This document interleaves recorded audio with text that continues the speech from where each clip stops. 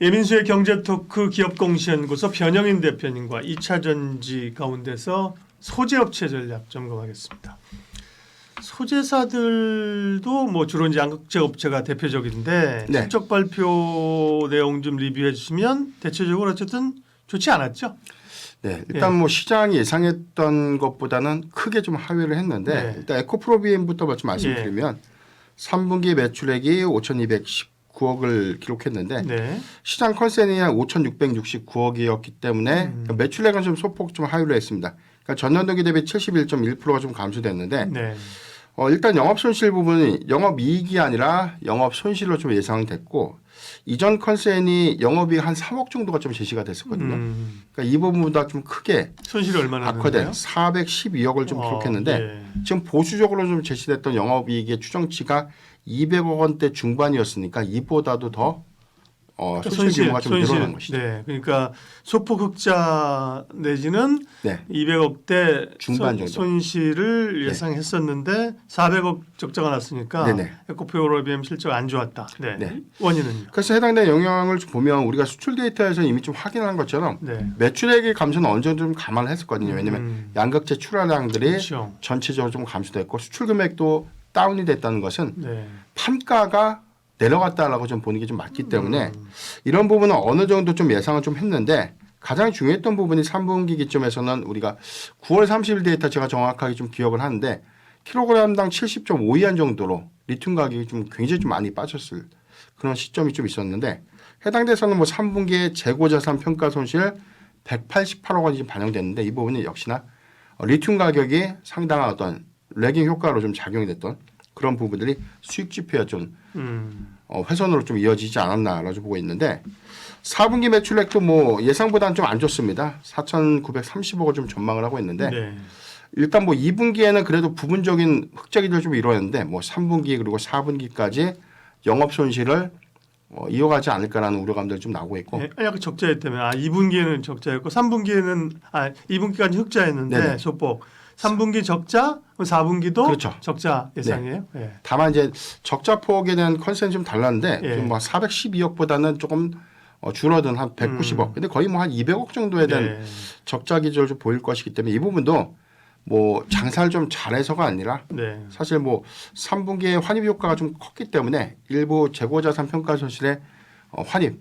그러니까 손실 부분에 대한 이익 전환을 일부 좀 반영하면서 좀 완화될 것이기 때문에 사실 뭐 사업 회선을 좀 보는 게 맞겠다. 그렇게 좀 전망해 보겠습니다. 네.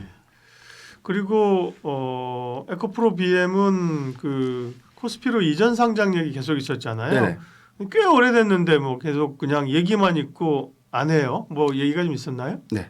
이번에 뭐 시장 전망치보다 좀 이익 기조가 좀 나빠졌는데 그래도 좀 기대할 수 있는 요인들이 사실 에코프로 BM이 지난 뭐 정기주총에서 사실 이전 상장에 관련된 안건을 좀 승인받고 나서 일정이 좀 구체화되지 못했기 때문에 올해 뭐 안 하는 것 아닌가 그런 우려감들이 좀 나왔는데 실적 컨퍼런스 콜에서 이제 구체화를 했습니다. 그러니까 2025년도 1분기 안에 코스피 이전 상장에 관련된 어떤 절차를 마무리하겠다라고 좀 공표를 좀 했었고요.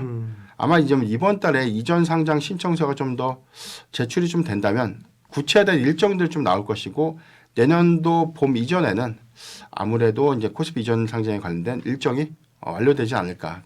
LNF 사례를 좀 봤을 때 LNF가 이전 상장을 좀 결정하고 나서 구체적인 좀 일정이 좀 나왔을 때 단기적으로는 한 30% 이상 주가가 좀 상승했던 그런 영향들 좀 있었기 때문에 에코프로비엠 역시도 최근에 그런 기대 요인들이 좀 일부 좀 반영되지 않을까. 그러니까 수급적인 측면에서는 뭐 캐즘 효과 3분기에 이어서 4분기까지도 실적은 안 좋지만 그래도 코스피 이전 상장에 관련된 수급 기대감들이 단기적으로는 좀 주목해 볼 구간이 아닌가 그렇게 좀 판단해 보고 있습니다. 그래서 이전 상장은 뭐 했는데 거래소에서 늦추면 뭐 할 말은 없는 건데 회사 측에서 그러니까 뭐 카드로 쥐고 있는 건지 꽤 오래 끌었는데 내년에 1분기 한다는 얘기고 증권사들의 그 시각은 어때요? 실적 나오고 나서 에코프로 BM이나 양극재 업체들에 대한 전체적인 비율을 좀 보면 지금 사실 TP가 하향된 것들은 뭐 국내 증권사들은 마찬가지로 뭐 에코프로 BM만 뭐 특정한 것이 아니라 포스코 퓨처엠이라든가 뭐 LNF까지에 대한 목표 주가는 좀 내린 상태인데 다만 좀 차별화가 좀 있는 것 같아요. LNF의 경우에는 그럼에도 불구하고 다소 좀 긍정적인 예. 그러니까 투자 의견은 뭐 중립에서 좀 매수로 좀 전환됐던 일부 의견들 좀 있었고 에코프로비엠의 경우에는 전반적인 어떤 국내 증권사들의 평가는 좀 냉혹하지 않나. 그런데 이제 한 가지 좀 주목해 볼 포인트가요. 이제 일본의 노무라 증권이 투자 의견을 중립해서 좀 매수로 좀 상향을 했거든요. 그러니까 아직 어려운 구간이지만 향후에 업황이 개선되는 시점에 생산 캐파에 관련된 어떤 회복률을 좀 봤을 때는 양극 소재사 중에서 가장 매력도가 좀 높다라고 좀 언급을 좀 했기 때문에 내년도에 좀 공교롭게도 지금 삼성 SDI를 좀 고객사로 좀 두고 있죠. 이 부분에 대한 스텔란티스 초기 물량들이 좀 더 증가가 되면 4분기, 그러니까 10월부터의 점진적인 물량 반영 그리고 초도의 계획 물량들을 한 1분기부터 좀 더 본격적으로 좀 반영이 되면 4분기보다는 저는 내년 1분기 실적의 기대감들은 조금 더 이어갈 수 있지 않을까. 그럼 두 가지 포인트를 보면 1분기의 실적 개선, 두 번째는 코스피 이전 상장에 관련된 기대 요인 두 가지에 대한 수급을 우리가 좀 주목해 봤을 때 양극 소재사 3사 중에서는 가장 단기적인 모멘텀은 좀 더 유리하지 않을까 이렇게 좀 판단해 보겠습니다. 에코프로 BM이 네.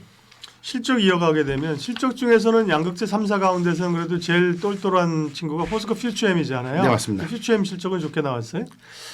포스코 퓨처엠도 그러니까 저도 사실 이렇게까지 실적이 좀 안 좋았을까 이런 생각에 대한 너무나 예상보다 좀 많이 빗나갔기 때문에 일단 3분기 매출액이 9,228억을 좀 기록했는데 일단 시장 컨센이 1조 3천억 대비해서는 거의 뭐 한 4천억 원 가까이 조금 매출액이 좀 빠진 셈이고요.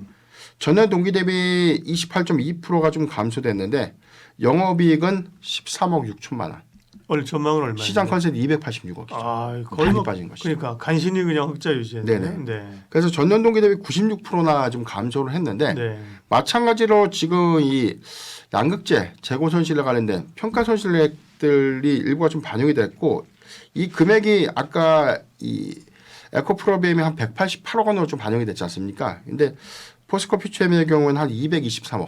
여기에 대해서 음극재 평가 손실도 한 50억 정도가 좀 반영이 되면서 종합적으로는 한 270억 정도가 이 손실로 좀 잡혔던. 그래서 좀 컨센과 좀 대비해서 봤을 때는 거의 해당되는 평가 손실 부분을 좀 제외한다면 대체적으로 좀 컨센에는 좀 부합을 했는데 이게 평가 손실 부분에 관련된 반응 예측치가 좀 달라진 부분들이 아마 실적의 미스 요인이 좀 되지 않았나 그렇게 좀 보고 있습니다. 네, 포스코 퓨처엠 생각보다는 실적이 안 좋았고요. 전망은요? 퓨처엠 전망은 어때요? 네, 일단 우리가 좀 예상했던 실적이 그나마 양극 소재사 3사 중에서 좀 양호할 것이다라고 좀 봤던 뷰가 지금 3연계 양극재 공급량들은 좀 감소되고 있는 흐름들인데 M86 단결정 양극재가 2분기에 수율 개선했고 그래서 2분기에 판매량이 좋았기 때문에 3분기까지도 그래도 좀 견조한 흐름을 좀 보여주지 않을까 그렇게 좀 예상을 했는데 일단 단결정 양극재가 좀 공급량도 좀 증가를 좀 시켰지만 장기 보유됐던 양극재 손실 부분이 결국에 좀 발목을 좀 잡은 그런 셈이고요.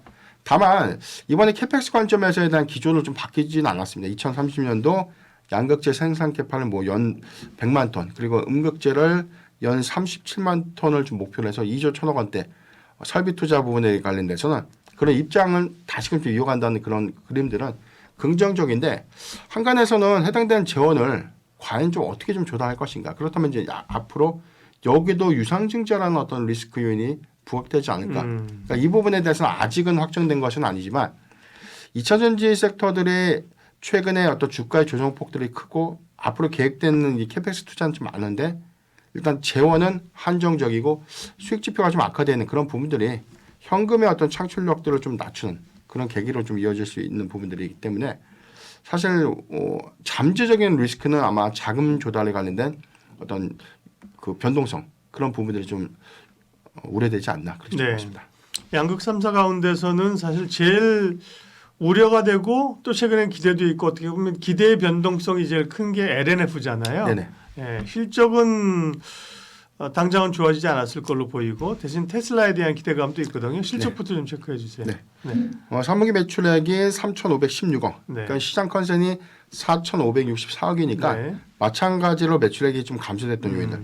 전반적인 좀 비율은 좀 비슷합니다. 71%가 좀 감소됐는데 영업 손실이 컨센 569억 대비 또 증가가 됐어요. 724억인데 마찬가지로 여기도 일부 재고 자산 평가 손실 효과. 그러니까 이 부분은 종국적으로 보면 리튬 가격이 재차 반등하지 못하고 다시금 좀 저점으로 좀 내려갔던 그런 부분들의 어떤 우려 요인으로 좀 작용을 했고 네. 지금 최근 리튬 가격은 한 75엔 중반까지는 좀 올라왔지만 아직 80위안대를 좀 회복하지 못했고 다만 여기서 더 내려가지 않는다면 레깅 현상들은 좀 정체되면서 오히려 평가 손실이 늘어나는 것이 아니라 이익으로 좀 환원될 수 있는 여지가 좀 있다라는 평가들이 좀 있기 때문에 네.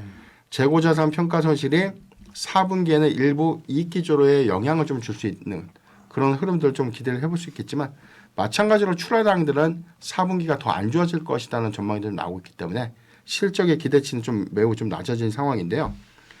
다만 좀 기대할 수 있는 요인들이 그러니까 양극 소재사들 중에서는 오히려 테슬라양 공급 관련된 이슈가 좀 크게 좀 부각이 되고 있는데 네. 엔시미 양극재 출하량이 좀 증가될 수 있는 부분들 그리고 4분기에 4680 배터리에 들어가는 전용 양극재 그리고 내년도 모델 Y의 페이스 리프트가 좀 끝나고 나면 여기에 2170 배터리가 탑재될 수 있다는 그런 부분들이 아직 뭐 픽스되지는 않았지만 아마 이게 11월 말 아니나 뭐 12월 초 안에 좀 확정이 되면 내년 1분기에 초기 공급량들이 좀 더 늘어나는 부분을 보면 LNF도 좀 빠르게 실적을 좀 개선시킬 수 있는 어떤 기대 요인으로 좀 작용하지 않을까 그렇게 좀 전망하고 있습니다. 그러면 양극재 업체 3사의 실적과 전망을 봤는데요. 이제 주목해야 될 부분하고 전략은요?